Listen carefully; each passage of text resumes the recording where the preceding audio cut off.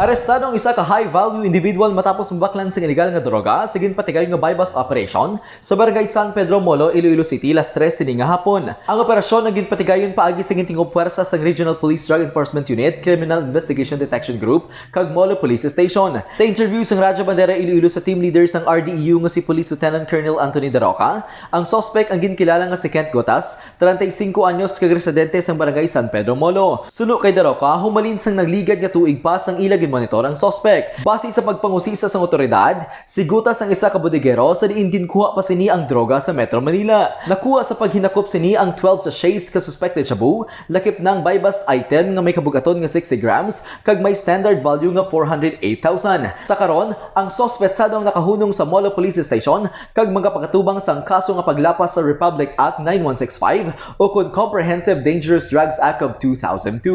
Balita nagikan sa syudad sang Iloilo, Stephen Burgos Isuan, nagabandera sa matuod-tuod nga serbisyo publiko kag kalingawan sa Iloilo, Radyo Bandera.